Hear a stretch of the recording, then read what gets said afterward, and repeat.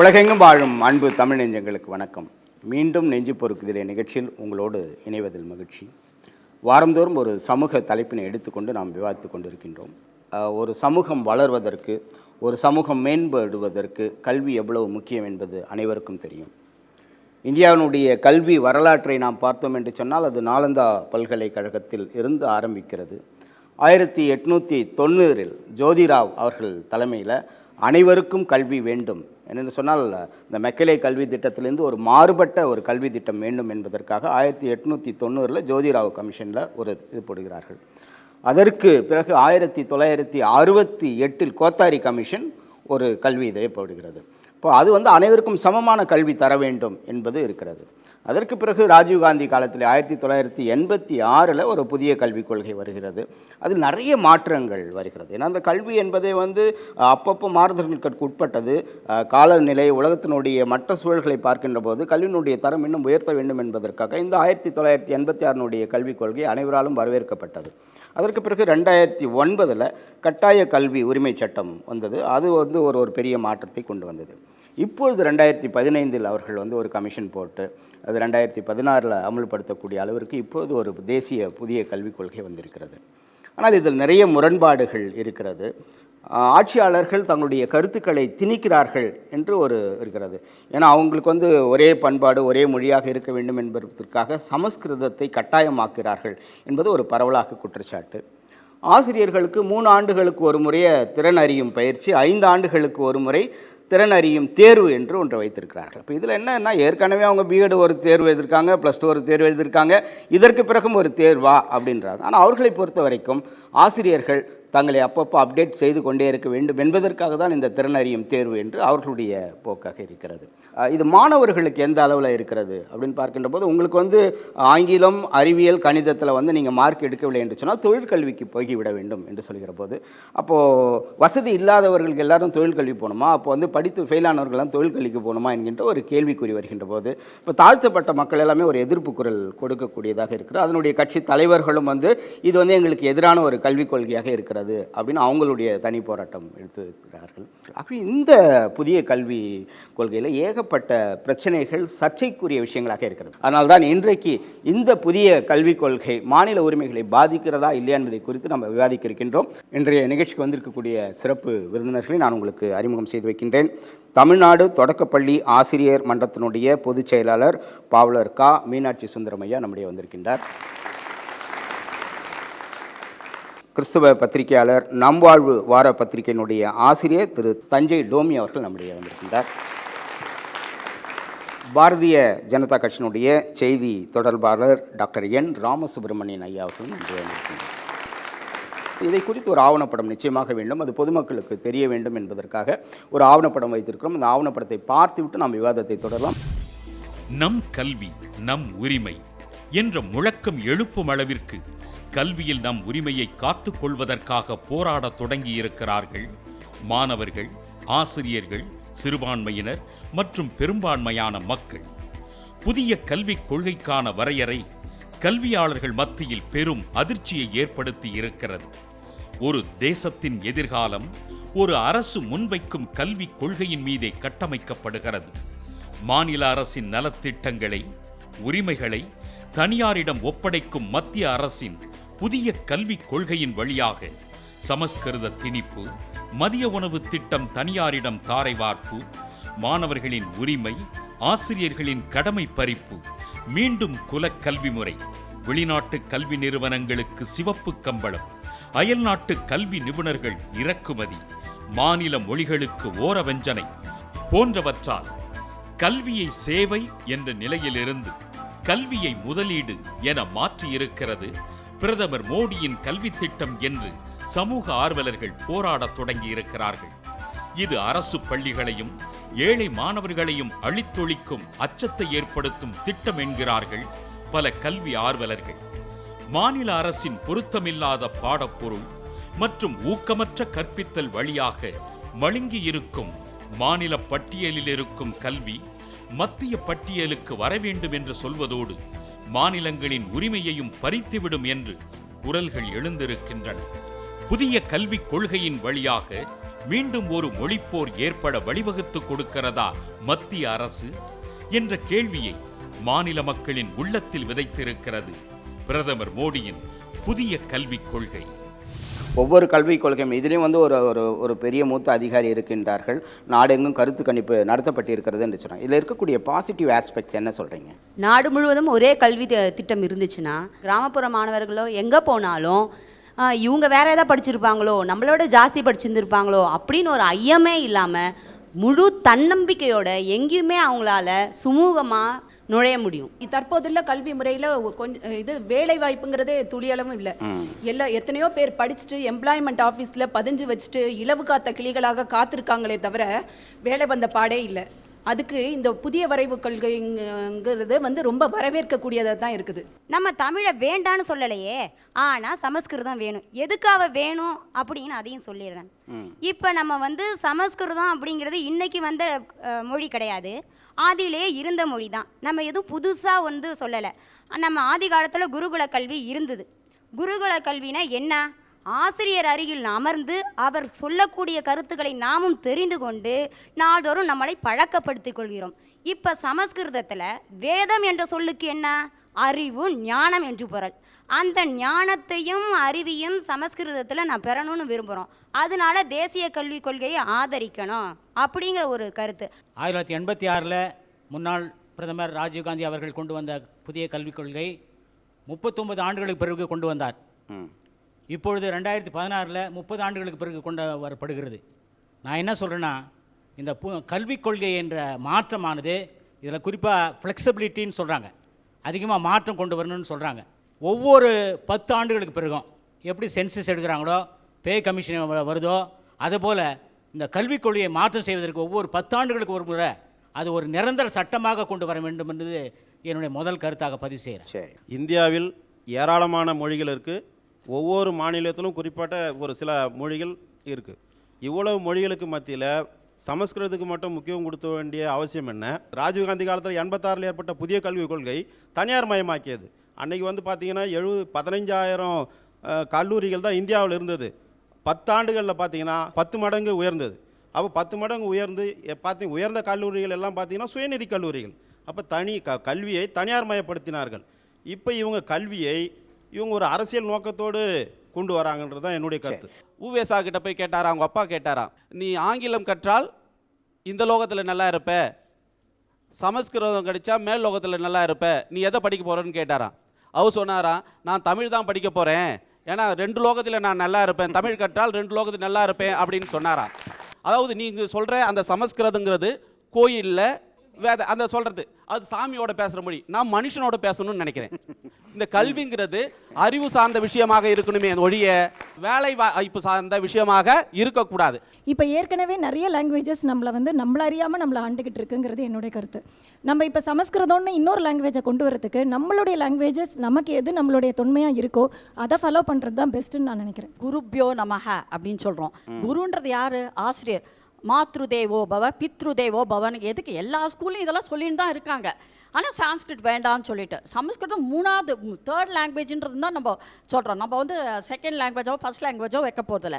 சமஸ்கிருதம் படித்தவங்க எல்லாரும் வேலைவாய்ப்பில் அமர்க்கப்பட்டிருக்காங்களா? குரு பிரம்மோன்னு சொன்னாங்க. குரு பிரம்மோ இந்த சேனலை பார்த்துட்டு இருக்க தமிழ்நாட்டு மக்களுக்கு எத்தனை பேருக்கு தெரியும்? மாதா பிதா குரு தெய்வம்னு சொன்னால் 190 பேருக்கு தெரியும். 10% கூட குரு பிரம்மான்னு சொன்னால் தெரியும். அந்த 10%த்துக்குள்ள சப்ஜெக்டை நீங்கள் வந்து 3வது மொழி பாடமாக கட்டாயப்படுத்தலைன்னு சொல்கிறாங்க. ஆனால் மறைமுகமாக இதை கட்டாயப்படுத்தி சமஸ்கிருதத்தை உள்ளே கொண்டு வந்துருவாங்க அவங்க. இப்போ அவர் மாதா பிதா குரு தெய்வம் சொன்னாலே அந்த மாதான்ற வேர்டு எதுலேருந்து வந்தது? தமிழ். அது ஏன் அம்மான்னு சொல்லக்கூடாதா? பிதான்றது என்னது? எந்த வேர்டு? சான்ஸ்கிரிட். அப்போ நீங்களே சான்ஸ்கிரிட் உச்சரிக்கிறீங்களே, அப்போ ஏன் வந்து அந்த சான்ஸ்கிரிட் இருக்கக்கூடாது? 3rd லாங்குவேஜாக இருக்கக்கூடாது? இப்போ லாங்குவேஜ் எடுத்துனால வந்து வேலை கிடைக்குன்றது பார்த்தா தமிழ் எடுத்தோம்னா வேலை கிடைச்சுடுதா?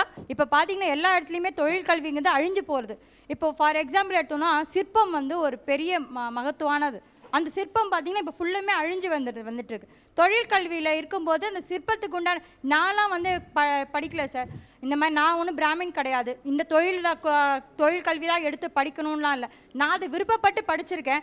அதனால அதில் எனக்கு நிறைய கெயின் இருக்குது. இப்போ நம்ம ஒரு ஆர்ட் கேலரி வச்சுருக்கோம். இப்போ படிக்காதவங்க கூட தொழில் கல்வியில் போனான்னு வச்சுக்கோங்க, அவனுக்கு மேலே மேலே உயர்வு தான் இருக்கே தவிர்த்து தாழ்ந்து போனவங்க யாருமே கிடையாது.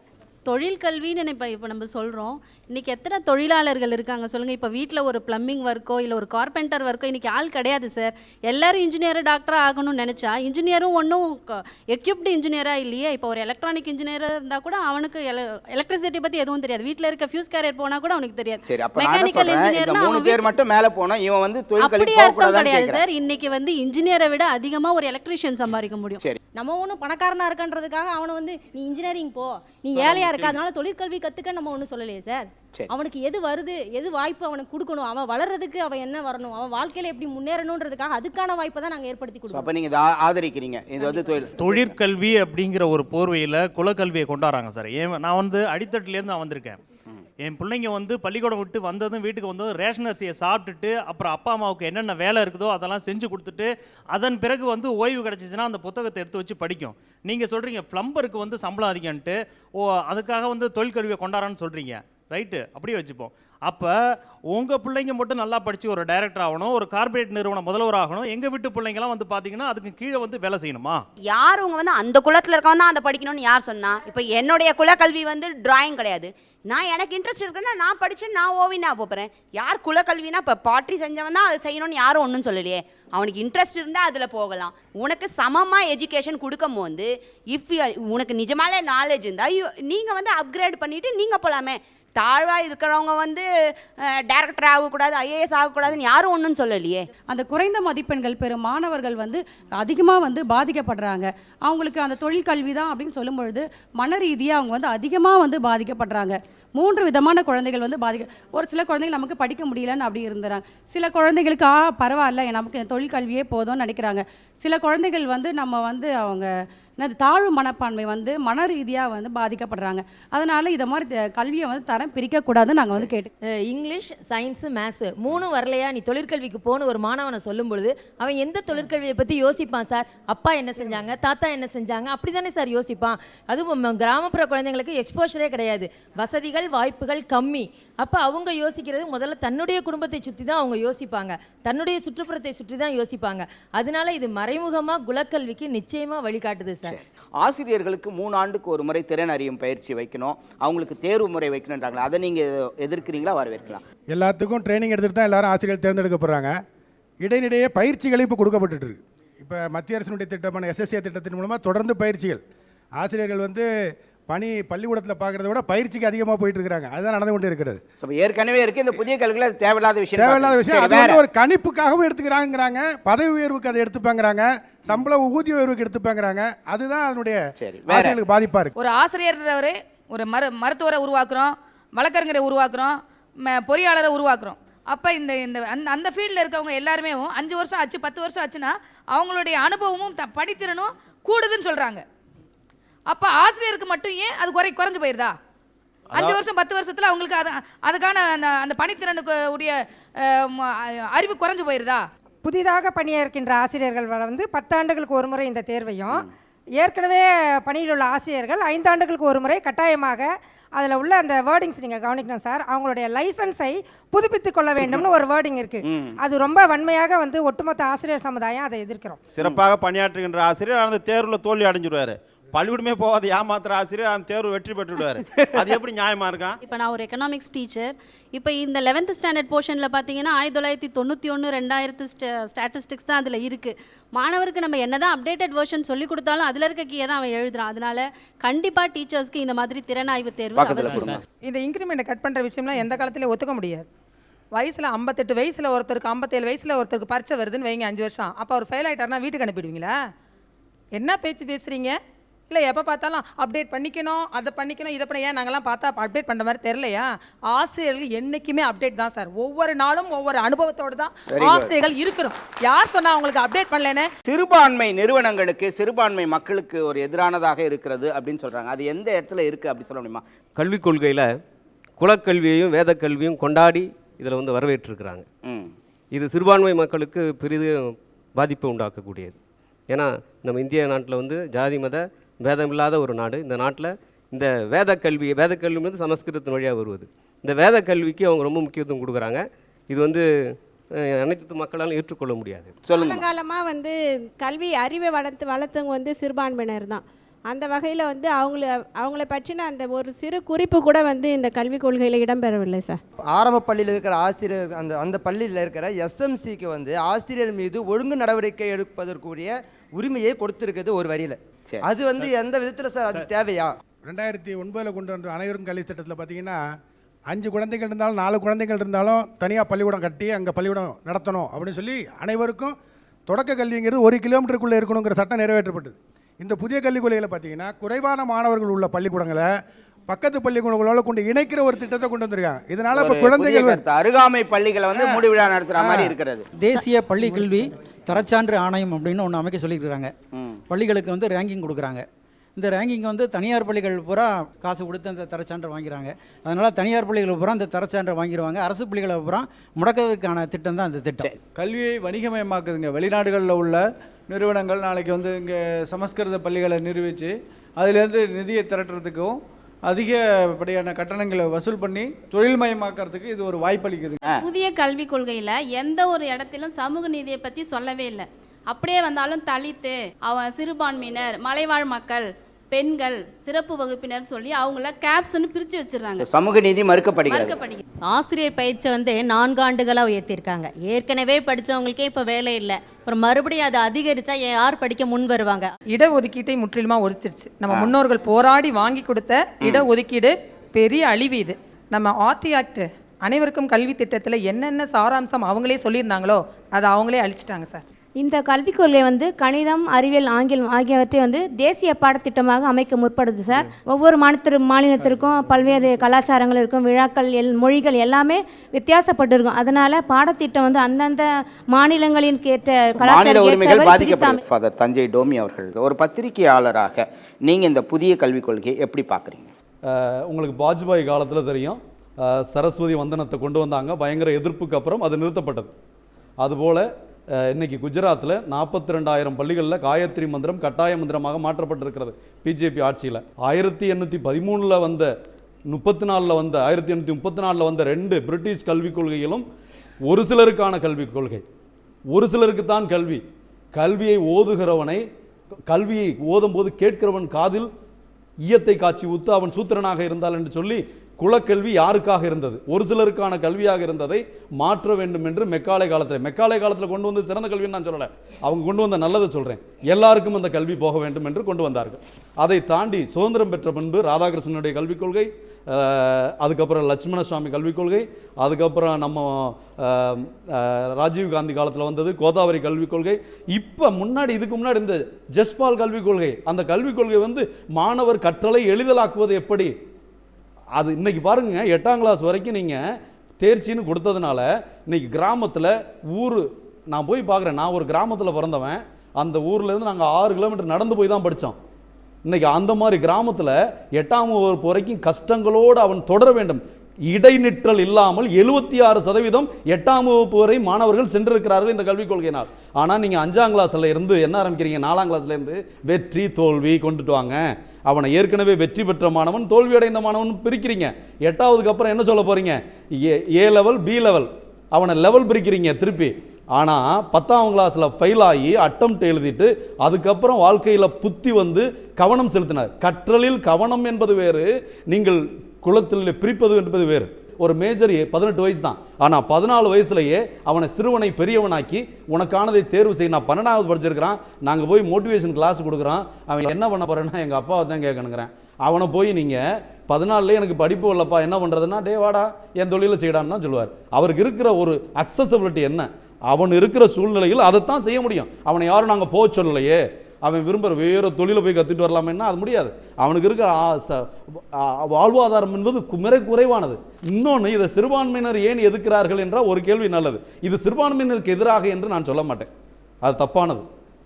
ஏன் சிறுபான்மையினர் எதுக்குறோன்னா, இன்னைக்கு தமிழ்நாட்டில் மட்டும் 5000 பள்ளிக்கூடங்களை நடத்துகிறவர்கள் சிறுபான்மையினர். கடந்த 300 ஆண்டுகளாக சுதந்திரம் பெறும்போது நம் நாட்டினுடைய கல்வி பெற்றவர்கள் அல்லது படித்தவர்களுடைய எண்ணிக்கை எவ்வளவு நமக்கெல்லாம் தெரியும்.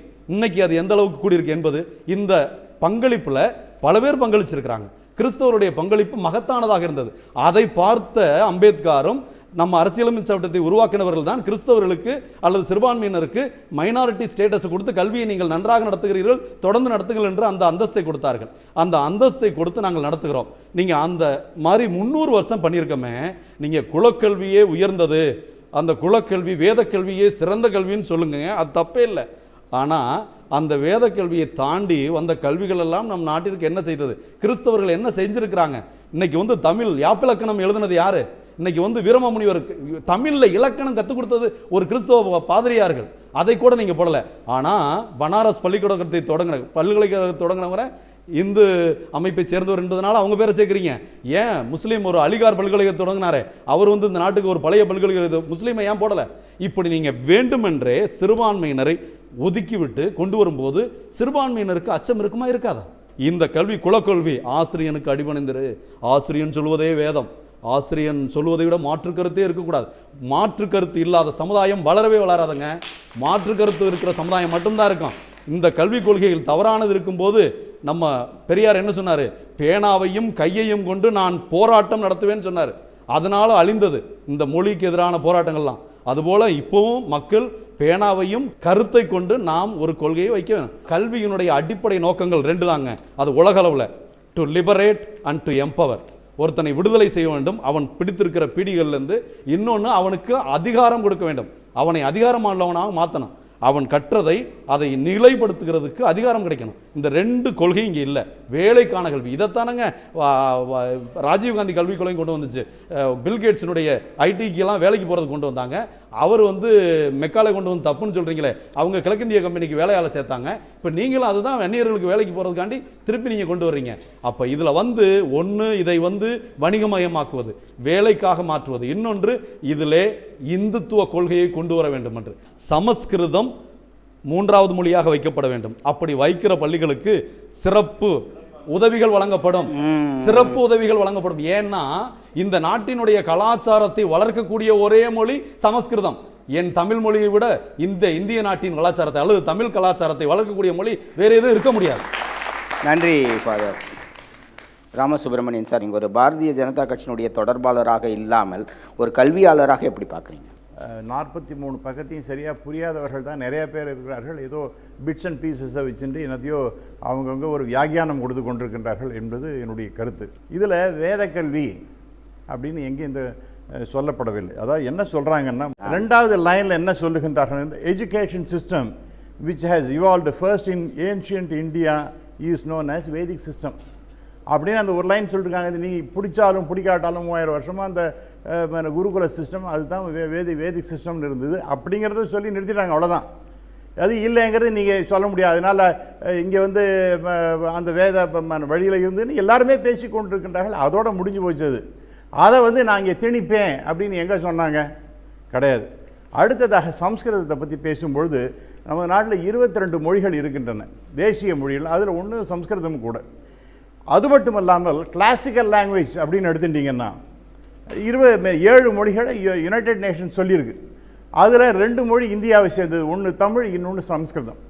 22 மொழிகளில் 21 மொழிகள் பேசப்படுகின்றன, படிக்கப்படுகின்றன, எழுதப்படுகின்றன.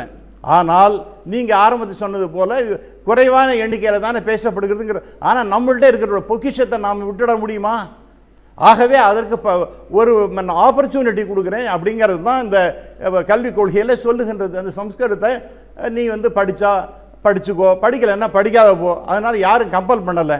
தமிழ் வழியாக மட்டும் இல்லை, தாய்மொழி வழியாக பண்ணி வந்து 5ஆம் கிளாஸ் படிக்கலாம், 7ஆம் கிளாஸ் படிக்கலாம், எத்தனை வேணாலும் 12ஆம் கிளாஸ் வரைக்கும் நீ படிக்கலாம். அதெல்லாம் யாரும் இல்லைன்னு சொல்கிறேன். 2வது அப்போ அந்த மாதிரி இருக்கிற பட்சத்தில் 2வது லாங்குவேஜ் இங்கிலீஷ்னு இருக்க போகிறது. 3வது லாங்குவேஜாக அது ஸ்டேட்டு விருப்பப்பட்டால், அதாவது ஸ்டேட்டினுடைய பவரை எடுத்துட்டாங்கன்னு சொன்னாங்களே, ஸ்டேட்டு விருப்பப்பட்டால் 3வது லாங்குவேஜ் வரலாம். அந்த 3வது லாங்குவேஜ் எது வேணாலும் இருக்கலாம். அதில் சம்ஸ்கிருதம் இருந்ததுன்னா நீங்கள் எடுத்துங்க, எடுத்துக்காட்டிக்கு போங்க. அதுதான். இந்த சம்ஸ்கிருதத்தை பற்றி என்ன வேலை கிடைக்குமா? ஒன்றுமே கிடையாது. என்னையா பேசுகிறீங்க, ஒன்றும் வேலையும் கிடைக்காது, ஒன்றும் கிடைக்காது அப்படின்னா இவங்களுக்கு எவ்வளோ பேர் தெரியும் தெரியல. மஞ்சு பார்கவான்னு ஒரு ஆள், அவருக்கு இப்போ 42 வயசாகுது. அவர் வந்து உலகத்தில் நொபேல் ப்ரைஸுக்கு ஈக்குவல் ஃபீல்ட் மெடல்னு ஒரு ப்ரைஸ் வாங்கியிருக்கார். அது நொபேல் ப்ரைஸ் மேத்தமேட்டிக்ஸில். அவர் என்ன சொல்கிறார், அவர் இங்கே வந்து எனக்கு இன்டர்வியூ பண்ண உடனே எப்படி உனக்கு இது கிடச்சிது அப்படின்னு கேட்ட உடனே எனக்கு சமஸ்கிருதத்தின் எனக்கு கணக்கில் சமஸ்கிருதம் தெரிஞ்சதுனால அதனால் ஆழ்ந்த புலமையினால் கிடச்சிதுங்கிறார். அப்போ சமஸ்கிருதங்கிறது ஏதோ ஒரு விதத்தில் நொபேல் பிரைஸ் கிடைக்கின்ற அளவிற்கு உங்களுக்கு உதவி செய்திருக்கின்ற யாருக்கோ அப்படின்னா அது வேணுமா வேண்டாமா? அதுவும் வேணும். அது நீங்கள் படித்தா படிங்க, படிக்க காட்டி போங்க. யார் உங்களை கம்பல் பண்ணாங்க? அந்த புதிய கல்விக் கொள்கை வரணும். இப்போ 5 வருஷத்துக்கு ஒரு சிலபஸ் மாற்ற போகின்றோம் அப்படின்னு சொல்லி கொண்டிருக்கிறோம். அப்போ நீங்கள் வந்து 3 வருஷத்துக்கு ஒரு புத்தாக்க பயிற்சி நீங்கள் எல்லாம் பேசிகிட்டு இருக்காங்க. பட் கடைசியில் என்ன ரிசல்ட்னு பார்த்தா அதை நாம் அப்டேட் பண்ணிக்கல. யாரோ சொன்னது போல் மாணவர்களுக்கு அதிகமாக தெரிகின்றது, நம்ம வாத்தியார்களுக்கு அந்த அளவுக்கு தெரியலன்னு நம்மளை வந்து வி பிகம் அ லாஃபிங் ஸ்டாக் இந்த ஸ்கூல் ஆர் காலேஜ். ஆகவே 5 வருஷத்துக்கு ஒரு தடவை அவங்க வந்து தானே உயர்த்தி கொள்ளணும். அதுக்காக ஒரு பயிற்சி எடுத்துக்கணும்னா அதற்கு பிறகு நீங்கள் if you are found okay you continue to be teacher for another 3 years. 3 வருஷம் தான் பண்ணுறாங்க. மற்ற இதுக்கெல்லாம் எப்படி இருக்கோ தெரியாது. பட் ஏன்னா வாத்தியார் வந்து ரொம்ப முக்கியமானதுங்கிறதுக்காக அது மாதிரி பண்ணி கொண்டிருக்காரு. எல்லாரும் சமத்துவம், எல்லோரும் சகோதரத்துவம், எல்லா மதங்களையும் போதிக்கணும் செக்குலரிசம் மிஷனில் சொல்லி இருக்கின்றதா சொல்லலையா அப்படிங்கிறதா என்னுடைய கேள்வி. அதெல்லாம் தெளிவாக சொல்லியிருக்காரு. அப்புறம் வந்து ஒரே ஒரு லைனில் இந்த எஜுகேஷன் மைனாரிட்டி நாங்களை வந்து எங்களுக்கு ஒன்றும் முக்கியத்துவமே தரல, 300 வருஷமாக நான் பெரிய சர்வீஸ் யார் இல்லைன்னு சொன்னேன். நாங்கள் அதில் வந்து குறைச்சி மதிப்பிடவே இல்லை. அதே நேரத்தில் அந்த லைனில் என்ன சொன்னால் சுதந்திர போராட்டத்தின் போது அந்த போராட்டம் நடந்துட்டு ஒரு பக்கம் இருந்தாலும் கூட எஜுகேஷன் இம்பார்ட்டன்ஸ் கொடுக்கணும்னு சொல்லிட்டு பேசியது நம்முடைய கோகலே. அவர் என்ன பண்ணினார், முதல் இந்த ரைட் எஜுகேஷன் ஆக்ட் அது தனியாக ஒரு பில் 1911 கொண்டு வந்தார். ஆகவே அவரை பற்றி நம்ம மென்ஷன் பண்ணியிருக்கிறோம், காந்தியை பற்றி மென்ஷன் பண்ணியிருக்கிறோம். விவேகானந்தர் என்ன சொல்கிறார், உன் மண்டையில் எல்லாத்தையும் போட்டுனா வெறும் நீ பெரிய அறிவாளின்னு அர்த்தம் கிடையாது. எல்லாத்தையும் படிச்சுவிட்டு எல்லாத்தையும் மண்டையில் போட்டுட்டேன்னா நீ பெரிய அறிவாளி கிடையாது. அப்போ அப்படின்னா நீ யார் அறிவாளி ரொம்ப அப்படின்னா லைப்ரரி என்சைக்ளோபீடியா தான் அதுதான் அப்படிங்கிற அது மாதிரி இல்லாமல் நீ 5 வருஷம் தெரிஞ்சிருந்தாலும் அந்த 5 விஷயத்தையும் நன்றாக தெரிந்து கொள், ஆழ்ந்து அதில் புலவை பெறு அப்படிங்கிற மாதிரி சொல்லியிருக்காங்க. ஸ்கில்ஸ் டெவலப்மெண்ட் அப்படிங்கிறது வேணுமா வேண்டாமா அப்படின்னு கேட்டால் இவங்கெல்லாம் டீச்சர்ஸாக இருக்காங்க, சொல்லவே இல்லை. 5ஆம் கிளாஸ் வரைக்கும் நீ பாசியா, 2009 வரைக்கும் நண்பர் சொன்னாங்களே 2009 வரைக்கும் என்னை ஐ கேன் ஃபெயில் எனிபடி. 3ஆம் கிளாஸ்லையும் பண்ணலாம், 7ஆம் கிளாஸ்லையும் பண்ணலாம், என்னை யாரும் நிறுத்த முடியாது. 2010க்கு பிறகு தான் அந்த ஃபெயில் பாஸ் எல்லாம் வந்தது.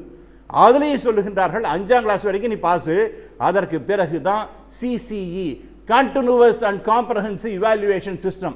அது அவங்களுக்கு நல்லாவே தெரியும், எல்லாருக்கும் டீச்சர்ஸ் தான். அது வந்து முழுமையான தொடர்ச்சியான மதிப்பீடு. அதனால்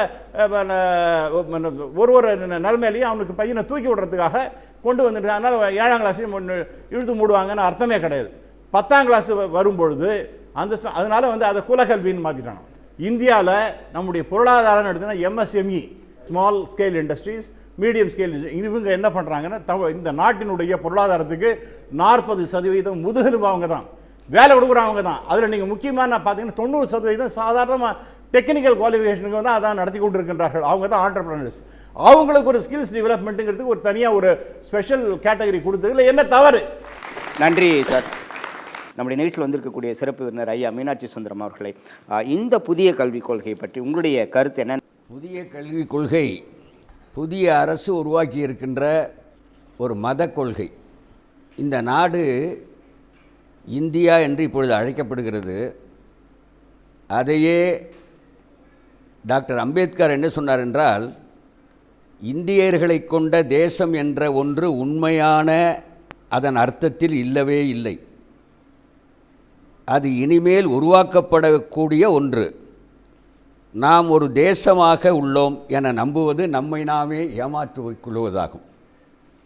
அம்பேத்கர் சொல்கிறார், இந்தியா ஒரு தேசம்னு சொல்கிறதே வந்து நம்ம நாமே ஏமாற்றிக்கிறோங்கிறார். என்ன காரணத்தினால அப்படின்னா, இந்த நாட்டில் இருக்கக்கூடிய உணவால், உடையால், உரையால், மொழியால், பண்பாட்டால், கலாச்சாரத்தால் பிரிந்து கிடக்கின்ற சமுதாயம். ஒவ்வொரு பகுதியில் ஒவ்வொரு பகுதியாக இருக்கிறாங்க. இவங்களை எல்லாரையும் ஒன்றாகவே கொண்டு வந்து நான் ஆக்கிறேன், ஒரே கல்விக் கொள்கை ஒரே மாதிரி அப்படின்னு சொன்னால் அது அந்தந்த நாட்டுக்குரிய கலாச்சாரத்தை, மொழியை அழிக்கிறதாக தான் இருக்குமே தவிர அதை வந்து வளர்க்கிறதா இருக்காது. இந்த கல்விக் கொள்கையை இந்துத்துவா கொள்கையை புகுத்துவதாக இருக்கிறது. மோடி பிரதமரான பின்னே SSVN என்ற அமைப்பின் தேசிய தலைவர் தீனநாத் பத்ரா இனி கல்வி அமைப்பை முற்றிலும் மாற்றணும், நம்ம கொள்கைக்கு கொண்டு வரணும் அப்படின்னு சொன்னார். அதையெல்லாம் கேட்டு தான் இப்போ இந்த புதிய கல்விக் கொள்கை கொண்டாந்துருக்காங்க. இந்த புதிய கல்விக் கொள்கை 200 பக்கம் கொண்டது. அதை முழுசுமாக இன்னும் வெளியிடலை. எங்கோ 2000 பேர்கிட்ட 2,00,000 பேர்கிட்ட நான் கேட்டுட்டேன்னு சொல்கிறாங்க. யார்கிட்டும் போய் கேட்கல. கல்வியாளர்கள் யாருமே இல்லை இதில். அந்த ஒரே ஒருத்தர் கல்வியாளர்னு சொல்கிறவரும் ஒரு ஆர்எஸ்எஸ் இன்ஸ்டியூஷனை நடத்திட்டு இருக்கிறவர், பள்ளி அந்த ஆர்எஸ்எஸ் கொள்கையை பரப்புகின்ற ஒரு பள்ளியை நடத்தி கொண்டு இருக்கிறவர், அவர் தான் அதில் கல்வியாளர்னு சொல்லப்படுகிறார். ஆசிரியர் தினம், குரு உற்சவ் அப்படின்னு இவங்க அறிவித்தாங்க. அறிவித்து அவங்களுக்கு காலெல்லாம் கழுவணும் அப்படிங்கிற திட்டத்தெல்லாம் கொண்டு வந்தாங்க. ஜெர்மன் மொழியை நீக்கினாங்க, சமஸ்கிருதத்தை கொண்டு வந்தாங்க. திருக்குறளை தேசிய நூலாக்க மறுத்தாங்க. பகவத்கீதையை தேசிய நூலாக்க போகிறோம்னு சொல்லிட்டு சுஷ்மா சிவராஜ் அவர்களே பேசினார்கள். கிறிஸ்மஸ் விடுமுறையை கட் பண்ணாங்க. அன்னைக்கு நம்முடைய வாஜ்பாய் அவர்களுடைய மதன் மோகன் மாளவியா அவருடைய பிறந்த நாள், அதை கொண்டாடுறோம் அப்படின்னு சொன்னாங்க. வங்கிகளில் ஆங்கிலத்தை நீக்கினாங்க, இந்தியை திணிச்சாங்க. தாய் மதம் தான் இந்து மதம் இந்த நாட்டில், அதுக்கு வாங்கன்னு கட்டாய மதமாற்றம் இவங்க செஞ்சாங்க. இப்போது வந்ததுக்கு பிறகு செஞ்சாங்க. அப்படி வராதவங்களையெல்லாம் நீங்கள் பாகிஸ்தானுக்கு போங்க, இங்கே இருக்காதீங்க அப்படின்னாங்க. சமஸ்கிருதத்தை ஏற்காதவங்கெல்லாம் கடலில் போய் விழுந்து சாவுங்க அப்படின்னு சொன்னாங்க. சமஸ்கிருதம் எத்தனை பேரால் பேசப்படுது? 120 கோடி மக்கள் இந்த நாட்டில் இருக்காங்க. 49,000 பேர் தான் சமஸ்கிருதம் பேசுகிறவங்க இருக்கிறாங்க, அது சம்மந்தமாக ஆர்வமுடையவங்க இருக்கிறாங்க. ஆக 120 கோடி மக்களுக்கு இவங்க அதை கொண்டு வர போகிறாங்க இவங்க ஆட்சி காலத்துக்குள்ளே அப்படின்னு அவங்க கொண்டு வராங்க. நாங்கள் கட்டாயப்படுத்தலை, நாங்கள் 3வது மொழியாக சொல்கிறோம். 3வது மொழியாக ஏன் வேறு மொழியை சொல்லலை? 3வது மொழியாக எந்த மொழியாவது எடுத்துக்கன்னு சொல்லிட்டு போ. அதையே வந்து இந்தியும் சமஸ்கிருதத்தை மட்டும் ஏன் குறிப்பிடுற? அதே நேரத்தில் சமஸ்கிருதத்துக்கு 100 கோடி, சமஸ்கிருத வளர்ச்சிக்கு, தமிழுக்கு 7 கோடி. ஏன்னா இது வந்து தாழ்ந்த மொழி, அது ரொம்ப உயர்ந்த மொழி, அதுக்கு வந்து 100 கோடி ஒதுக்குறாங்க. 18 மொழி பட்டியலில் இருக்குது இல்லையா? 18 மொழியிலையும் இதை வெளியிட்டா என்ன? அதை ஏன் வந்து ஆங்கிலத்தில் மட்டும் வெளியிடணும்? அந்த ஆங்கிலத்தில் மட்டும் ஏன் பூராவும் வெளியிட மாட்டேங்கிறீங்க? அதையும் ஏன் நீங்களே வச்சுக்கிறீங்க? 40 கோட்டினா 40 பக்கம் 32 பக்கம் மட்டும் வெளியில் வருது, ஏன் அது வர்றதில்லை? ஆகவே இது இந்துத்துவா கொள்கை, இந்து மதத்தை பரப்புகின்ற கொள்கை. இது வந்து ஆர்எஸ்எஸ் கொள்கை. அதை பரப்புறதுக்கு தான் அவங்க ஏற்பாடு பண்ணுறாங்க. அதையெல்லாம் நம்மளால் ஏற்றுக்கொள்ள முடியாது. திருவள்ளுவர் சிலையை வந்து தருண் விஜய் திருவள்ளுவரை பாராட்டினார். சிலையே கொண்டு போனாங்க. ரொம்ப அதிகமாக அவங்க பாராட்டுறது மாதிரி செய்தாங்க.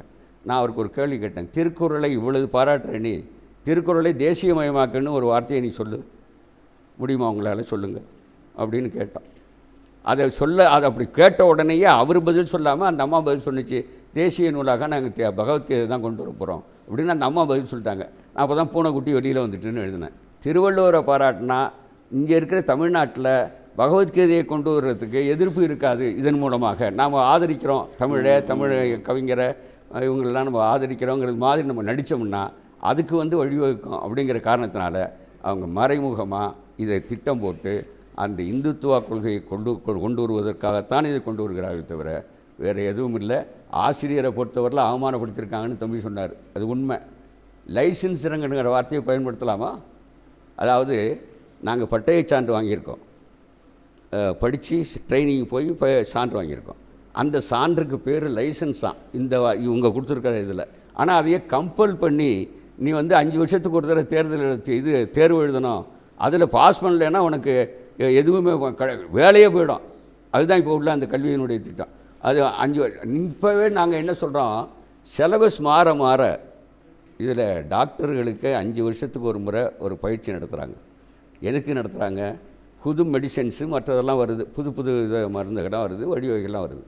அவைகளை எப்படி பயன்படுத்துறது என்பது தெரிவிப்பதற்காக 5 வருஷத்துக்கு ஒரு முறை டாக்டர்களுக்கு ஒரு கோர்ஸ் வச்சு அதை சொல்கிறாங்க. அது மாதிரி நீங்கள் எங்கள்கிட்ட சொல்லுங்கள், கிளாஸ் நடத்துங்க, இப்போவே நடத்திக்கிட்டு இருக்கீங்க. அது மாதிரி பணியிடை பயிற்சி நடத்துங்க. ஆனால் அது தேர்வு அப்படின்னு சொல்லி லைசன்ஸை புதுப்பிக்கணும்னு சொல்லி ஆசிரியர்களுக்கு போய் சொன்னால் எவ்வளோ அவமானகரமாக இருக்குது. அது ஒரு விஷயம். மாணவர்களை பொறுத்தவரையில் 4வது படித்த அதில் ஒரு தேர்வான், அதுக்கப்புறம் 5ஆவதில் தேர்வான், அதில் படிக்கலை, அதில் பாஸ் ஆகலைன்னா அவனை தள்ளி விட்டுறது தான், அவனை வந்து தொழில்பாருன்னு. அதுக்கப்புறம் 10ஆவதில் தேர்வு, 12ஆவதில் தேர்வு. இது முடிஞ்சதுக்கு அப்புறம் இப்போ என்ன பண்ணிகிட்டு இருக்கோம், 12ஆவது தேர்வு முடித்தவங்க நேராக மருத்துவத்துக்கு நம்ம போகிறதுக்கு மருத்துவத்துறைக்கு விண்ணப்பம் போடுறோம், இன்ஜினியரிங்க்கு போடுறோம்.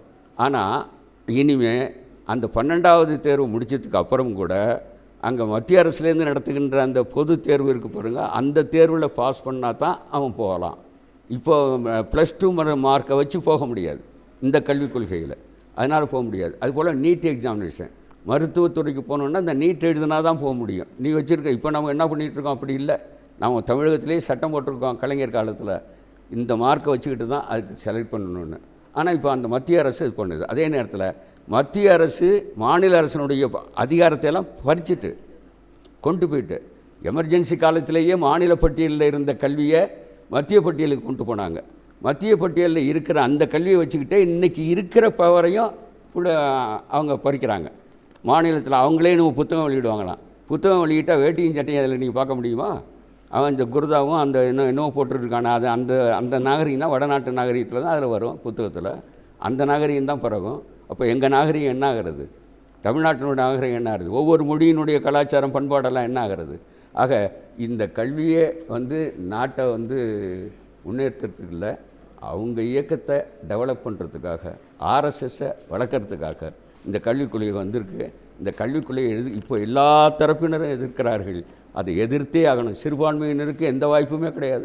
இந்த கல்விக் கொள்கை ஏற்றுக்கொள்ளத்தக்கதல்ல நம்மை பொறுத்தவரை. நன்றி சார். சொன்னதில் ஒரு விஷயம் சார், ஒரு மொழியில் தான் இங்கிலீஷில் தான் இருக்குன்னார். அப்படி கிடையாது, 11 மொழிகளில் இருக்கின்றது என்பதை நான் தெளிவுபடுத்துவேன். இந்த லைசன்ஸுங்கிற வார்த்தையே கிடையாது. தயவுசெய்து திருப்பி திருப்பி இல்லாத சொல்லாதீங்க. நான் லைசன்ஸுங்கிறது இதில் என்ன பண்ணி சொல்லியிருக்கின்றது என்றால் 4, 10, 13 அதை தான் பேசுகிறாங்க. அதாவது ப்ரமோஷன், இன்க்ரிமெண்ட் அதெல்லாம் பற்றி அதில் ஒன்றுமே சொல்லலை. தே will have to appear and clear an assessment test every 5 years which assess the pedagogical and subject to knowledge அப்படிங்கிற மாதிரி தான் சொல்லிருக்க. இதில் லைசன்ஸுங்கிற எந்த வார்த்தையை பயன்படுத்தலை. இந்த கல்விக் கொள்கையே உங்களை கலந்துக்காமல் கொண்டு வந்தது. இந்த மாநிலத்தை கலந்துக்காமல் மாநில உரிமையே பறிக்கப்படுது.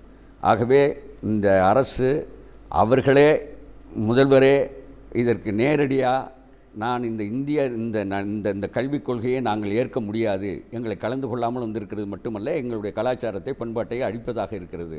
ஆகவே இந்த கல்விக் கொள்கையை ஏற்க முடியாதுன்னு முதலமைச்சரே பிரகடனம் பண்ணணும். அப்படி நீங்கள் இங்கே திணிச்சிங்கன்னு சொன்னால் நான் அதை ஏற்றுக்க மாட்டேன் என்று நான் மறுப்பேன் என்று சொல்லணும், பிளைனாக சொல்லணும். நன்றி சார். இதில் இருக்க சாதக பாதகங்களை மக்களுக்கு தெரிவிக்க வேண்டும் என்பதற்காக இதில் என்ன மாற்றணும்னு நினைக்கிறீங்க? ஒரே வரியில் அந்த பொதுவான இடத்துல சமைத்து பள்ளிகளுக்கு எடுத்து போகிற விஷயத்தை மாற்றணும். ஏன்னா லட்சக்கணக்கான தொழிலாளர்கள், ஏழை தொழிலாளர்கள் பாதிக்கப்படுறாங்க. 5ஆம் வகுப்பு வரைக்கும் ஆல் பாஸ், அதன் பிறகு அவனோட திறன் அடிப்படையில் அவனுக்கு தேர்ச்சி அளிக்கப்படும் என்பது தடுக்கப்பட வேண்டிய ஒரு விஷயம். கல்வியினுடைய இலக்கு என்று நிர்ணயம் பண்ணும் பொழுது ஜாதி மதமற்ற சமுதாயத்தை உருவாக்க வேண்டும் என்ற ஒரு இலக்கை அவங்க தைரியமாக அதில் எழுதணும். புதிய கல்விக் கொள்கையால் சமச்சீர் கல்வி ரத்தாக வாய்ப்பு இதில் இருக்கிறது. இப்பொழுதைக்கு அந்த பிற்பட்ட தாழ்த்தப்பட்ட மாணவர்களுக்கு வழங்கப்படக்கூடிய கல்வி உதவித்தொகை தவிர்த்துவிட்டு மெரிட் ஸ்காலர்ஷிப் என்ற வகையில் மாற்றி கொடுக்கறது போல அந்த புதிய கல்விக் கொள்கையில் இருக்குது. Very good. மதிய உணவு திட்டத்தை தனியார்ட்ட ஒப்படைக்கணும்னு முக்கியமான சரத்து இருக்குது. அப்படி கொடுக்கறதுனால லட்சக்கணக்கான ஆசிரியர்கள் வேலை இழக்கக்கூடிய சத்துணவு பணியாளர்கள், உதவியாளர்கள், ஊழியர்களுக்கு ஒரு பாதகம் இருக்கு. ஆரம்ப கல்வி முதல் பல்கலைக்கழக கல்வி வரை கட்டணமில்லா கல்வி முறையை அரசே வழங்க வேண்டும் என்பது எங்களுடைய கருத்து சார். இடஒதுக்கீடு முறை கண்டிப்பாக வேணுங்கிறது என்னோட கருத்து. 8ஆம் வகுப்பில் தொழிற்கல்வி ஆரம்பிக்கிறதுனால அதிகமான உயர்கல்வி வாய்ப்புகள் நிறைய குழந்தைங்க இழந்துருவாங்க. நம்ம ஓப்பன் எஜுகேஷன் சிஸ்டத்தில் நீங்கள் படிச்சுக்கலான்னு சொல்கிறாங்க. ஆனால் அது நிறைய குழந்தைங்களுக்கு அந்த வாய்ப்புகள் மறுக்கப்படும். உயர்கல்வியில் படித்தவங்களுடைய எண்ணிக்கை நாட்டில் குறையிறதுக்கான வாய்ப்புகள் அதிகமாக இருக்குது. சார், ஆசிரியர்களுக்கு பணியிடை பயிற்சி போதும், தேர்வு என்பது தேவையில்லை. தாழ்த்தப்பட்ட சமுதாயமும் சிறுபான்மையினரும் அவங்களுடைய எதிர்காலம் இதனால் கண்டிப்பாக பாதிக்கும். அவங்களுடைய முன்னேற்றம் எதுன்னு வரணும்னு எல்லாரும் எதிர்பார்த்தாங்களோ அது கண்டிப்பாக குறைவாக வாய்ப்பு இருக்குது. தற்பொழுது இருக்கும் கல்வி முறையே போதுமான ஒரு கல்விமுறை. அதனால் அந்த புதிய கல்விக் கொள்கை நிராகரிக்கப்பட வேண்டும். இப்போ இந்த கல்விக் கொள்கையில் ஆசிரியர்களுக்கான ஒரு முழு பாதுகாப்பு பற்றி எந்த விதமான ஒரு விளக்கமும் ஒரு வரி கூட கொடுக்கவே இல்லைங்க சார். மாணவனுக்கு ஒரு முதிர்ச்சி நிலை வரும்பொழுது அந்த லெவல் ஏ லெவல் பிங்கிறத அவனே தேர்ந்தெடுக்கக்கூடிய, உலகத்தை பொதுவாக பார்த்து தேர்ந்தெடுக்கக்கூடிய அளவில் இன்னும் அவனுக்கு முதிர்ச்சி வரக்கூடிய அளவில் காலம் தாழ்த்தி அதை செலுத்தலாம் சார். அந்த காலத்தில் தொலைத்தொடர்புக்கு கடிதம் எழுதும் முறை இருந்தது. அதன் பின்னர் இந்த கைபேசியானது நம்ம புதுமையை வரவேற்றோம். அதே போல தான் இந்த கல்வி முறையான அந்த புதுமையான அந்த வரைவு கல்வியை நம்ம வரவேற்றோம்னா இன்னும் மாணவர்களின் முன்னேற்றத்துக்கு அது ஏற்றதாக இருக்கும். புதிய கல்விக் கொள்கையானது ஆசிரியருக்கும் மாணவர் மத்திக்கும் தொழில் கல்வி, மொழி கல்வி, மாணவர்கள் மத்தியில் ஒரே விதமான பாடத்திட்டங்கள், இப்படி அனைத்திலும் புதிய கல்விக் கொள்கையானது வரவேற்கத்தக்கது. 10th அப்புறம் நம்ம +1 +2 அப்பயும் நம்ம குரூப் தானே சார் பிரிக்கிறோம். வேலை வாய்ப்பு அந்த மாதிரி தனித்தனியாக தான் குரூப். அதையே நம்ம 9th வரும்போது பிரிக்கக்கூடாது. அதில் ட்ரைனிங்காக அவன் வாழ்க்கை தரத்தை உயர்த்திக்கலாம். அதனால் இது ஒரு வரவேற்கத்தக்க செயல் அப்படின்னு நான் நினைக்கிறேன். இப்போ எல்லாருக்கும் ஒரே பாடத்திட்டங்கும் போது அவங்களுக்குள்ள ஒரு ஒற்றுமை உணர்வு வரும். இந்த மாதிரி வந்து அவங்களுக்குள்ளே போட்டி மனப்பான்மையில் நல்லா கொண்டு வரலாம் அவங்கள. கிராமப்புறத்தில் இருக்கிற குழந்தைகளும் வந்து அரசு பள்ளிகள்லேயே இளநிலை கல்வி, அதாவது எல்கேஜி அந்த மாதிரி கிளாஸஸ் எல்லாம் வரலாம் வைக்கணும் அப்படின்னு கொண்டு வந்திருக்காங்க. அதனால் இந்த புதிய கல்விக் கொள்கையை நாங்கள் வரவேற்கிறோம். சார், இன்றைய மாணவர்கள் ஏற்கனவே 10வது பொதுத் தேர்வுங்கிற ஒரு மன இறுக்கத்தில் இருக்காங்க. அதனால் உதவித்தொகைக்கும் தேர்வு வச்சு தான் உதவித்தொகை கொடுப்போங்கிறது இருக்கக்கூடாது. புதிய கல்விக் கொள்கை வந்து ஏற்கனவே உள்ள கோத்தாரி கமிஷனோ அல்லது ராதாகிருஷ்ணன் கல்விக் குழுவோ மெக்காலவோ எதுவுமே லட்சுமணன் குழுவோ எதையுமே பின்பற்றாமல் அதை வந்து மனதில் வைத்துக்கொள்ளாமல் இது தயார் செய்யப்பட்டுள்ளதாகவே இந்த புதிய கல்விக் கொள்கையை ஏற்றுக்கொள்ளவில்லை. காலங்காலமாய் கல்வி தொண்டு ஆற்றி வரும் சிறுபான்மையினர்களுக்கு அரசியல் சாசனத்தில் அளிக்கப்பட்டுள்ள பாதுகாப்பு உறுதி செய்யப்பட வேண்டும். 10வது வரைக்கும் தான் அவன் கணக்கு, அறிவியல், மேக்ஸ்லாம் படிக்கணுன்ற அவசியம் இல்லை. 11ஆம் கிளாஸில் கூட அவனுக்கு கணக்கு ரொம்ப பிடிக்கலாம், அறிவியல் ரொம்ப பிடிக்கலாம். அதனால் அந்த கொள்கையோட உயர்கல்வியை பிரிக்கிறது விட்டு ஆலோசனை பண்ணலாம். யோகாவை ஒரு தன்னார்வமாகவும் பயிற்சியாகவும் மேற்கொள்ளுமே தவிர அதை ஒரு கட்டாய பாடமாகவும் கட்டாய அங்கீகாரம் வழங்க வேண்டும் என்றும் அப்படின்னு வந்து சொல்லக்கூடாது. சமமான கல்வி எல்லோருக்கும், ஏழைக்கு ஒரு கல்வி, பணக்காரன் அது யாருக்குமே வேண்டாம். என்கிட்ட பணம் இல்லை, நல்ல நான் கல்வி எனக்கு கிடைக்காது அப்படின்ற மனப்பான்மை இல்லாமல் இருக்கணும். இந்த புதிய கல்விக் கொள்கை பற்றி நீங்கள் என்ன நினைக்கிறீங்க? எங்களுக்கு என்ன தேவைன்றதை ஃபஸ்ட்டு எங்ககிட்டே கேட்கணும். எங்களுக்கு வந்து அதை ஆசிரியரோ இல்லை எங்கள் அப்பா அம்மாவோ இல்லை சமூகமோ முடிவு பண்ணக்கூடாது. எங்களுக்கு என்ன தேவை, எங்களுக்கு இது படிக்கணும்னு ஆசை தான் நாங்கள் படிக்க போகிறோம். அதையும் கட்டாய கல்வியாக்கணும். பிடிச்சவன் தனியாக ஒரு பீரியட் வைங்க, அதில் படிட்டான், அவன் வந்து அந்த பீரியடில் வந்து உட்காந்து படிட்டான், அவனுக்கு எனக்கு பிடிச்சிருக்கேன், நான் அதில் படிக்கிறேன் அப்படின்ட்டு எதுவும் மொத்த பீரியடாக உட்காந்து அவன் படிச்சுன்னு இருக்கணும். இல்லை ஒரு நாள் ஃபுல்லாக ஒரு பீரியட் தினமும் 8 பீரியட்னா அதில் 7வது பீரியடாக வந்து வச்சு அவன் சாப்பிடணும். ஒரு வாரத்தில் 7 நாள்லையும் ஒவ்வொரு நாள் வச்சு அவனை இது பண்ணோம். இப்போ வந்து நான் ஒரு முஸ்லீம், ஓகேங்களா, நான் வந்து கட்டாய கல்வியாக சமஸ்கிருதம் வந்துச்சுன்னா என்னை வந்து எங்கள் வீட்டில் படிக்கவே விட மாட்டாங்க சார். மாணவர்கள்லாம் ஒன்று சரியாக புரிஞ்சுக்கணும். சம்ஸ்கிருதத்தை கம்பல்சரியாக எங்கேயுமே சொல்லவே இல்லை. 3வது மொழி என்று ஒன்று சொல்லியிருக்காங்க. அதுவும் ஸ்டேட் கவர்மெண்ட் வேணும்னா வச்சுக்கலாம், வேண்டாம்னா வேண்டாம். இது என்ன நான் சொல்கிறேன்னா ஏதோ என்னோட கற்பனையில் சொல்ல 4-11-2 அதை படிக்க சொல்லுங்கள். என்ன சொல்லுகின்றார்கள் அப்படின்னா, தாய்மொழி அல்லது வட்டார மொழி பயிற்று மொழியாக இருக்குமே ஆனால், அதில் தமிழோ அல்லது எது அங்கங்கே இருக்கிறது இருக்குமே ஆனால், ஆங்கிலம் 2ஆம் மொழியாக வேண்டும். உயர் தொடக்க இடைக்க கல்வி நிலையத்தில் 3ஆம் மொழியாக தேர்ந்தெடுத்தல் அரசமைப்பு சட்ட விதிகளுக்கு அந்தந்த மாநில பகுதி அதிகாரத்துக்கு உட்படும். அதனால் சம்ஸ்கிருதங்கிற வார்த்தையும் கிடையாது, 3வது லாங்குவேஜும் சொல்லவே இல்லை அப்படிங்கிறது. அந்த நீட் எக்ஸாமை பற்றி பேசும்பொழுது வந்த மாணவர்கள்லாம் சொன்னாங்க, எங்களுக்கு ஒரே யூனிஃபார்ம் சிலபஸாக வேணும், அப்படி இருந்தால் எங்களுடைய எதிர்காலம் சிறக்கும், அந்த என்ட்ரன்ஸ் எக்ஸாம் எழுத்து சரியாக இருக்கணும். இதை தான் இந்த முயற்சியை தான் 3 சப்ஜெக்ட் தான் சொல்லுகின்றது. ஒன்று ஆங்கிலம், இன்னொன்று கணிதம், இன்னொன்று சயின்ஸு. ஆகவே இதைத்தான் நாம் பேசி கொண்டிருக்கின்றோம். அது இந்தியா முழுக்க இருக்கட்டும். உலகத்தில் எங்கே போனாலும் இதே மாதிரி 7ஆம் கிளாஸ்னு அதே சயின்ஸாக இருக்க போகிறது, அதே தான் மேத்தமேட்டிக்ஸாக இருக்க போகின்றது. ஆகவே இப்படி இருந்தால் நல்லது. ஐசிஎஸ்சி போன்றவர்கள்லாம் மேலே இருக்கிறதுனால அவங்களுக்கு இன்னும் ரொம்ப உயர்வாகவும் இவங்கள்லாம் ரொம்ப தாழ்ந்து போனவர்களாகவும் நினைக்கக்கூடிய மனப்பான்மை மாணவர்கள் மத்தியில் இருக்கின்றது. இந்த மதிய உணவு அதெல்லாம் ஏதாவது தவறுகளில் இருக்குமே ஆனால் இந்த அரசாங்கம் வந்து நீங்கள் இப்போ சஜஷன் வந்து 16ஆம் தேதி செப்டம்பருக்குள்ளே கொடுங்க, எதெல்லாம் உங்களுக்கு பிடிக்கலையோ எதெல்லாம் வேணும்னு நினைக்கிறீங்களோ அதெல்லாம் சொல்லுங்கன்னு மறுபடியும் கேட்குறாங்க. சரி, ஆகவே எல்லா இப்போ இதுதான் ஃபைனல்னு இல்லை, it is only an input for the டிராஃப்ட்னு தான் சொல்கிறான். ஆகவே இது என்ன மாறுதல்கள் வேணுமோ, என்னென்ன தேவைகளுக்கு தகுந்தாற்போல் வேணுமோ அதெல்லாம் நீங்கள் எடுத்து சொல்லுங்கள். ஒரே மாதிரியான கல்வி என்பதை பலர் சொன்னார்கள். கிராமத்து மாணவர்கள், டவுன் மாணவர்கள் 2 பேருக்கும் உண்மை இல்லை. இது தமிழ்நாட்டுக்காரனுக்கும் டெல்லியில் இருக்கவனுக்கும் ஒரே மாதிரி. அப்போ ஒவ்வொரு மாநிலத்திற்கும் ஒரு கலாச்சாரம் இருக்கிறது. ஆக கணிதம் இருக்கட்டும், அது ஆங்கிலமாக இருக்கட்டும், இந்த 3 பாடங்களையும் மண் சார்ந்து மக்கள் சார்ந்து தான் படிக்க வேண்டும். அதுதான் வளர்ச்சி கொடுக்கும். அதுகூட இந்த பாடத்திட்டத்தை வகுக்கிறவர்கள் தமிழ்நாட்டு மாணவர்களுக்கான பாடத்திட்டத்தை தமிழ்நாட்டு ஆசிரியர்கள் தான் தீர்க்க வேண்டும். அவர்களுக்கு தான் இந்த மாணவர்களுடைய கல்வித்தரம், இந்த மாணவர்களுடைய கலாச்சாரம் இதெல்லாம் தெரியும். ஆகவே பொதுவாக நீங்கள் போட்டிருக்கிற IAS அதிகாரிகள் போல 4 பேர் தயாரிக்கிற பாடத்தை இங்கே இருக்கிறவர்களுடைய பின்னணி தெரியாமல் பண்ண முடியாது. அதுபோல் நீட் எக்ஸாம் என்று சொல்கிறோம், ஆனால் அதில் போகிறவர்கள் எத்தனை சதவீதம்?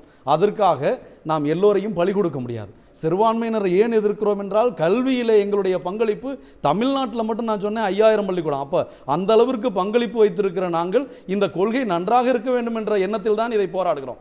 ஆகவே இந்த கல்விக் கொள்கை மாற்ற எப்படி வர வேண்டும் என்றால், நம்ம அனைத்து மாநிலங்களையும் உள்ளடக்கிய, அனைத்து விளிம்பு நிலை மக்களையும் உள்ளடக்கிய, சிறுபான்மை மக்களை உள்ளடக்கிய, கல்வியாளர்களை உள்ளடக்கிய ஒரு குழு உருவாக்கப்பட்டு இது மறுசீராய்வு செய்யப்பட்டு புதிய கொள்கையாக வந்தால் எல்லோரும் வரவேற்போம். நன்றி ஃபாதர். இந்த புதிய கல்விக் கொள்கை எப்படி இருக்க வேணும்னு நினைக்கிறீங்க? இந்திய அரசமைப்பு சட்டத்தின் முகவுரையிலேயே சோஷலிசம், மதசார்பற்றது, ஜனநாயக குடியரசு இந்த தத்துவத்தை மறுப்பதாக இருக்கிறது இந்த கல்விக் கொள்கை. வேற்றுமையில் ஒற்றுமை, பன்முகத்தன்மை அப்படிங்கிறத அங்கீகரிக்கிறது மாதிரியே இல்லை இந்த கல்விக் கொள்கை. சமத்துவம், சமூக நீதி, இடஒதுக்கீடு இவைகளையெல்லாம் ஏற்பதாக இல்லை இந்த கல்விக் கொள்கை. சிறுபான்மையினருக்கு பாதுகாப்பு, கூட்டாட்சி தத்துவத்தை நிலைநிறுத்துவது ஆகியவற்றை பேணுவதாகவும் இது இல்லை. ஆகவே இந்த மாணவர்களிடையே பாகுபாடு ஏற்படுத்துது, விரக்தி மனப்பான்மையை ஏற்படுத்துது, ஆசிரியர்களிடையே சலிப்புணர்வை ஏற்படுத்துது, வெளிநாட்டு நிறுவனங்கள் உட்புக வழிவகுக்குது. கட்டாயமில்லை என்று சொல்கிறார்களே, கட்டாயமில்லை என்றால் எந்த மொழியாவது கற்றுக்கணும்னு சொல்லிட்டு போக வேண்டியதானே, ஏன் 2 மொழியை சொல்லணும்? இவங்க என்ன சொல்கிறாங்க இந்த கல்விக் கொள்கையில்? என்ன வெளியில் இருக்கிற உலகமயமாக்குவாங்களாம், தாராளமயமாக்குவாங்களாம், அங்கேருந்து இங்கே இன்ஸ்டியூஷன் திறப்பானா. அப்புறம் இந்த ஃபாதருக்கு எதிர்ப்பாக அவன் ஒரு பெரிய இன்ஸ்டியூஷனாக வச்சு இதை விட அதிகமாக கட்டணம் வசூல் பண்ணுவான். அப்போ மேட்டுக்குடியினர் மட்டும்தான் படிக்க முடியும், பணக்காரன் மட்டும்தான் படிக்க முடியும். இந்த அப்படிப்பட்ட சூழ்நிலையை ஏற்படுத்துவார்கள். ஆகவே இதுலேயும் வெளிநாட்டில் கொண்டாந்து விடுகிறது இருக்க கல்வியிலையும் அது ரொம்ப மோசமானது. ஆகவே இந்த கல்விக் கொள்கை வரக்கூடாது, வந்தால் இந்த நாடு உருப்படாது. அதற்கு என்ன நாம் செய்யணுமோ அதை செய்ய வேண்டும். நன்றி. நோம் சாஸ்கி மிக அழகாக சொல்கிறார், எப்போதெல்லாம் ஆளுங்கட்சி வருகிறதோ தன்னுடைய கருத்துக்களை திணிப்பதற்காக கருத்து கணிப்பு என்ற ஒரு நாடகத்தை நடத்துவது தான் இந்த புதிய கல்விக் கொள்கை அப்படின்னு சொல்கிறார். அப்போது எவ்வளோ பேர் இதை ஆதரித்தார்கள் என்பதை வெளிப்படையாக தெரிவிக்க வேண்டும் என்பது ஒரு கருத்து இருக்கிறது. அடுத்து இதில் ஒரே ஒரு கல்வியாளருக்கு பதிலாக பழங்குடி மக்கள், சிறுபான்மையினர் மக்கள், குறிப்பாக பெண்கள் அதற்கான முக்கியத்துவம் தரணும். குறிப்பாக மாணவர் கூட சொல்கிறேன், எனக்கு ஒரு பிரதிநிதித்துவம் கொடு அப்படின்னு சொல்லிட்டு. ஆகவே இந்த புதிய கல்விக் கொள்கை வகுக்கின்ற போது இந்த பிரதிநிதித்துவங்கள் இருக்க வேண்டும் என்பது முக்கியமாக இருக்கிறது. அரசு என்பது தற்காலிகமானது, கல்வி என்பது நிரந்தரம். இந்த கல்வியிலும் மாற்றங்கள் வர வேண்டும் என்பதுதான் என்னுடைய ஆசையும் கூட. என்னுடைய சேனலில் இருக்கக்கூடிய பல விஷயங்கள் இருக்கிறது. தொழிற்கல்விக்கு மாணவர்களை அனுப்புவது இருக்கிறது, சமஸ்கிருதத்தை கட்டாயமாக்கப்படவது என்பதற்கு ஒரு சாரர் எதிர்க்கிறார்கள், ஒரு சாரர்கள் பாராட்டுகின்றார்கள். அது மட்டுமல்ல, உலக பல்கலைக்கழகங்கள் வருவதை உள்ளூர் பல்கலைக்கழகங்களுடைய பாதிப்பு ஏற்படும் என்கிறார்கள். அருகாமை பள்ளிகள் மூடுகின்ற ஒரு சூழ்நிலையும் இதில் ஏற்படலாம் என்பதனாக ஆசிரியர்களுக்கு குறிப்பாக திறனறியும் பயிற்சி வைக்கின்ற போது அது அப்டேட் எல்லாமே பண்ணிக்கொண்டே இருப்பார்கள். ஆனாலும் அவர்களுக்கு ஒரு அச்சம் இருக்கின்ற போது மாணவர்களுக்கான கல்வியும் இதில் பாதிப்பு என்ற ஒரு சூழ்நிலை வருகின்ற போது ஒட்டுமொத்தமாக பார்க்கின்ற போது இந்த கல்விக் கொள்கைக்கு இன்னும் ஒரு சீர்திருத்தம் தேவை. அதற்கான கால அவகாசம் இருக்கிறது. நிச்சயமாக அந்த மாறுதலுக்கு உட்படும் என்ற நம்பிக்கையோடு நான் இந்த நிகழ்ச்சியை நிறைவு செய்கின்றேன். மீண்டும் அடுத்த வாரம் இன்னும் ஒரு வித்தியாசமான தலைப்போடு உங்களை சந்திக்கின்றேன். அதுவரை நன்றி, வணக்கம்.